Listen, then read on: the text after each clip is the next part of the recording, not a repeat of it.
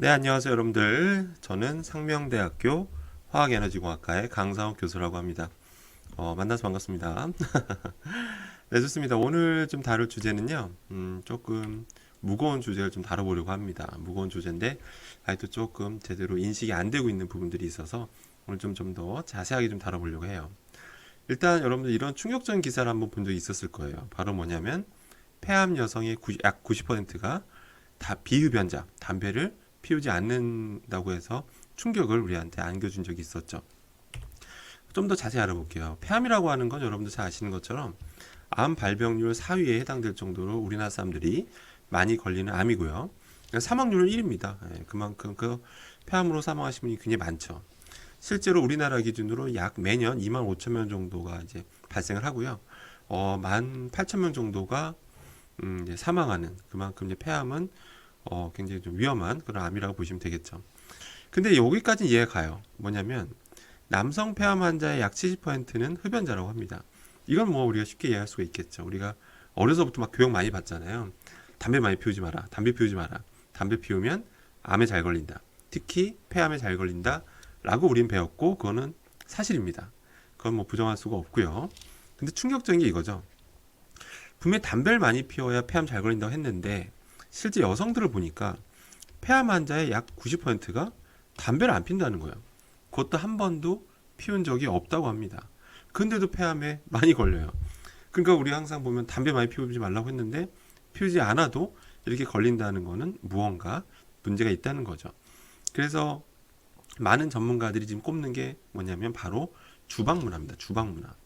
우리나라 주방 또는 음식 문화를 많이 꼽고 있어요. 그래서 좀 더 자세히 알아보겠습니다. 일단 여러 가지 이유가 있겠지만 가장 큰 원인은 일단은 이런 바로 식용유들이에요. 식용유들. 뭐 올리브유, 들기름, 참기름, 뭐 해바라기 씨유, 까놀라유 등 뭐 많은 류의 그 기름이 있잖아요. 그죠? 도대체 이 기름들은 도대체 무슨 식용유는 무슨 문제를 일으킬 수 있는지 한번 차근차근 살펴보겠습니다. 일단 여러분들 기름을 식용유를 왜 쓰죠? 여러분들? 왜 쓰십니까? 여러분들? 이유는 아마 둘 중 하나일 거예요. 대다수는 아마 이런 뭔가를 후라이팬에 기름을 두르고 뭔가 볶을 때 쓴다든지 아니면 이렇게 튀김 요리 많이 좋아하시잖아요. 뭐 돈가스라든지 뭐 여러 가지 뭐 우리 프라이드 치킨 뭐 이런 것들을 보면 항상 이게 뭐 튀기는 것들 이런 바삭한 식감을 좋아하시는 분들은 이런 튀김 요리 많이 좋아하게 되죠. 근데 여러분들 이제부터 기억하셔야 될 게 뭐냐면 이 단어를 꼭 기억하셔야 됩니다. 이 단어가 뭐냐면 바로 오일 미스트라고 하는데 유증기예요. 유증기. 이건 뭐냐면 한마디로 기름이 우리가 기름하면 액체 상태로 기억을 아시잖아요. 액체 상태로 알고 계신데 이게 이런 유증기가 되면 기체 상태로 변하면서 이렇게 막 작은 알갱이로 이제 떠돌아다니는 겁니다. 공기 중에. 이제 그게 그래서 미세먼지와 초미세먼지로 분류되기도 해요. 근데 이 유증기가 뭐가 문제냐면 유증기가 발생할 경우에는 이게 우리 코로 들어오면 기관지에서 걸러지는 부분도 있지만 상당수가 다 이제 넘어와 봅니다. 폐로 넘어와 버려요. 그럼 폐에 달라붙는 건데요. 폐에 달라붙고 근데 이게 화학 특성상 폐에 달라붙으면 잘 안 떨어집니다. 이 유증기라는 게 그래요. 잘 안 떨어져요. 그러니까 폐포에 그대로 달라붙어 있다 보니까 결국 폐암 같은 문제를 일으킬 수 있게 되는 거죠. 그래서 결론은 이 유증기를 조심하셔야 된다 보시면 돼요. 유증기. 그럼 과연 유증기가 왜 발생하는지 한번 살펴보겠습니다. 자, 일단 여러분들 그 발연점이라는 단어를 좀 기억을 하셔야 됩니다. 발연점이 뭐냐면 말 그대로 연기가 발한다는 뜻이에요. 결국 연기가 나기 시작하는 온도. 즉 기름이 분해되기 시작하는 온도라고 보시면 돼요. 기름이 있는데 막 분해되는 거예요. 분해되면서 막 연기가 발생하고 또 뭐예요? 그런 유증기 같은 거. 미세한 기름 입자들이 떠돌아다니는 거죠. 이제 그런 것도 이제 우리가 들이마시게 되는 겁니다. 그럼 한번 발연점을 한번 살펴보겠습니다. 발연점. 일단 올리브유, 들기름, 참기름 등은 발연점이 200도 이하예요. 200도 이하고요. 또 요즘 우리가 많이 애용하는 해바라기 씨유는 250도 정도 되고요. 까놀라유는 한 240도 정도 됩니다. 이 정도 넘어가면 그때부터는 이런 기름들이 분해가 되기 시작해요. 아시겠죠? 그래서 아주 그 분해될 때 그 연기도 아주 굉장히 진합니다.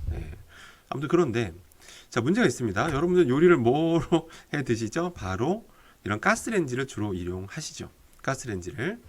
가스불을 이용하는 건데 가스불의 문제는 뭘까요, 여러분들? 가스불의 온도에 있습니다. 가스불의 온도. 가스불의 온도 여러분 몇 도일 것 같아요? 제가 미리 띄워놨네요. 자, 띄워놨는데 보통 800도에서 1300도 사이입니다.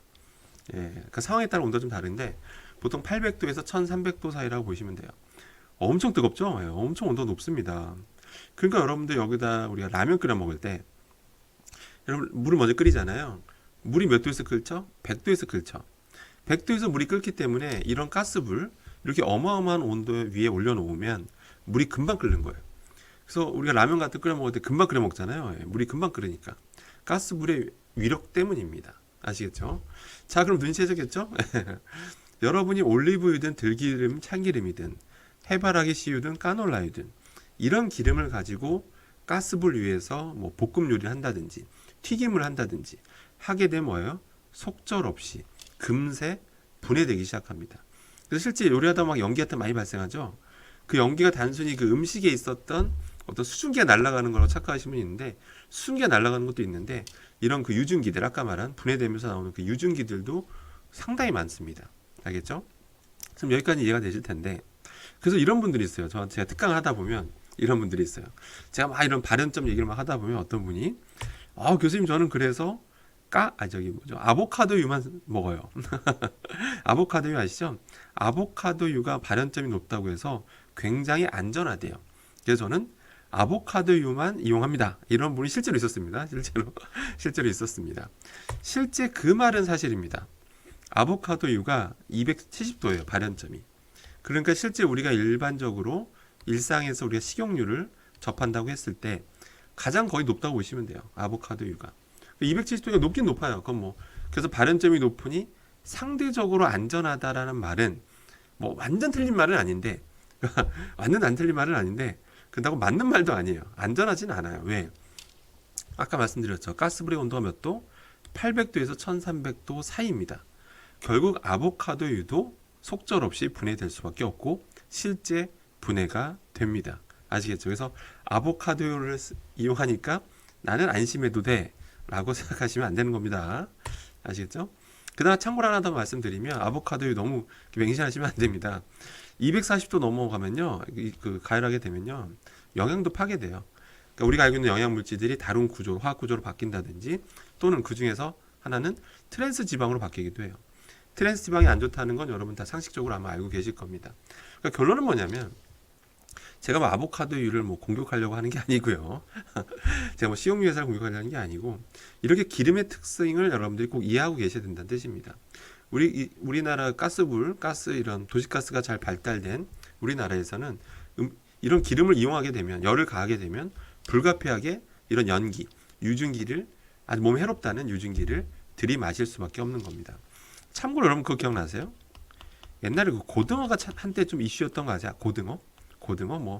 고등어를 구울 때 미세먼지가 제일 많이 발생한다. 뭐 이런 거 아마 들어본 적 있을 거예요. 그죠? 고등어 때문에 미세먼지가 이게 제일 많이 발생한다. 이런 얘기가 있었는데 실험 결과는 사실이고요. 고등어 그 기름 있죠? 고등어 기름들이 상대적으로 다른 기름들보다 그 유동성이라고 하는데 유동성이 좀 좋은 편입니다. 굉장히 유연해요. 굉장히 유연합니다. 그러다 보니까 쉽게 더 분해가 잘 돼요. 이 앞서 말한 해바라기 씨유, 뭐 까놀라유 이런 것들보다 고등어 나에서 나오는 기름들이 더 분해가 잘 됩니다.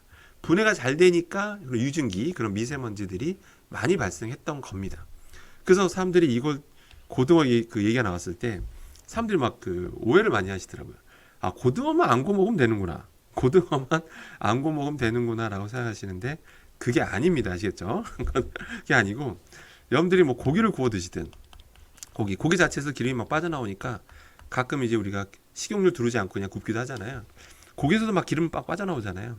그 고기도 마찬가지예요. 뭐 소고기든 돼지고기든 마찬가지로 가스불에 노출되면 결국 그 기름은 분해됩니다. 분해되면 수많은 미세먼지들이 발생하게 되는 거예요. 그 유증기들이. 그거를 요리하시는 여러분들이 제일 많이 마시는 겁니다. 그 다음 누가 많이 마실까요? 여러분 가족들입니다. 여러분 가족들. 여러분 특히 아이를 키우는 부모님이라면 아이들이 그냥 속절없이 그걸 다 들이마시는 거예요. 아이들 같은 경우는 하루가 다르게 자르잖아요. 그죠? 하루가 다르게 자라는데 그 페퍼에 이게 달라붙는다고 생각을 해보세요. 그거 잘 안 떨어진단 말이에요. 그럼 매일매일 하루가 다르게 성장하는데 그게 달라붙어 있으면 굉장히 큰 악영향을 끼치겠죠. 그래서 실제로 이런 게 문제가 되다 보니까 정부에서도 그때 그 권고사항 보도자를 냈었어요.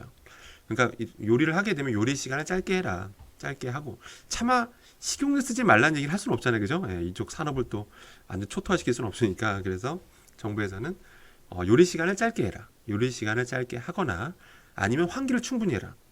환기라는 게 보통 여러분 창문 열고 금방 돼야 되잖아요. 근데 이런 요리하고 났을 때는 뭐 2, 30분 이상. 굉장히 오랜 2, 30분이면 굉장히 긴 시간이죠. 긴 시간 동안 환기하라고 하는 이유가 그만큼 이런 입자들이 잘 안 빠져나가요. 잘 안 빠져나갑니다. 여러분 집에서 잘 안 빠져나가요. 한번 발생하면. 아시겠죠? 그래서 환기를 하게 되면 굉장히 오랫동안 해야 된다고 정부에서도 권하는 거죠. 아시겠죠? 자, 그럼 이런 질문도 이제 많이 하세요. 아, 그러면 가스 불 때문이라면, 가스불이 온도가 너무 높아서라면, 그러면 교수님, 전기레인지나 인덕션 쓰면 괜찮습니까? 라는 질문도 굉장히 많이 받습니다. 자, 결론부터 말씀드리면, 절대 제가 이 제품을 홍보하려는 게 아닙니다. 여러분들이 오해하시면 안 됩니다. 요즘 이런 것들 보면 온도 조절 잘 되는 것들이 있더라고요. 온도 조절이 되는 것들도 있는데, 그래서 이런 것들은 이제 온도 조절이 상대적으로 쉽다 보니까 상대적으로 낮은 온도에서 요리를 할 수가 있어요. 물론 낮은 온도에서 하면 답답해요. 왜? 요리가 천천히 되니까 답답하죠. 예, 그 답답하지만 그 답답함을 이제 즐기셔야 됩니다. 그러니까 최대한 낮은 온도. 그러니까 200도 정도에서 여러분들이 대충 해주시면 아까 말한 그런 아보카도유라든지 뭐 까놀라유 이런 것들은 분해가 안 돼요. 그러니까 아까 말한 위험성이 확 줄어듭니다. 알겠죠? 그러니까 혹시 이게 온도 조절되는 뭐 그런 제품이라면 최대한 낮은 온도에서 좀 답답하더라도 이걸 쓰시고요. 그러니까 낮은 온도에서 요리하시고 그 다음에 요리하실 때 불가피하게 가스레인지를 써야 된다면 반드시 환기. 그러니까 완전 그냥 대문짝만하게 그냥 문 다 열고 그렇게 요리하시는 게 제일 좋고요. 그 요리 시간은 무조건 짧게. 무조건 짧은 시간 안에 요리하시는 게 제일 좋고요.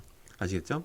그리고 가장 좋은 거는 아마 이 얘기를 들으면 식용유 회사에서 싫어할 수도 있는데 식용유 아까 말한 식용유를 그러니까 인덕션 결국 이런 열을 가하다 보면 결국에는 이게 높은 온도에서 하게 되면 식용유라는 게 결국 분해될 수 있다고 그랬잖아요. 그렇기 때문에 식용유를 이런 어떤 열을 가하는 용도, 열을 가해야 되는 용도 때는 식용유 사용을 좀 자제하시고요.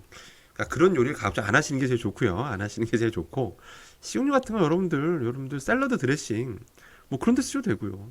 식용유가 몸에 나쁘다는 게 아닙니다. 결코 오해하시면 안 되고 식용유에도 좋은 성분들 많아요. 근데 그거에다 열을 가하니까 이제 문제가 되는 거고 그러니까 샐러드 드레싱이라든지 우리가 뭐 비빔밥 먹을 때 뭐 비벼 먹는 정도 등등으로 좀 더 주로 사용하시고 가급적이면 열을 가하는 거는 자제하신다면 여러분과 여러분 자녀들은 이제 건강한 라이프를 즐길 수 있다라고 여러분들은 생각하시면 되겠습니다. 오늘 주제는 여기까지 하도록 하겠습니다.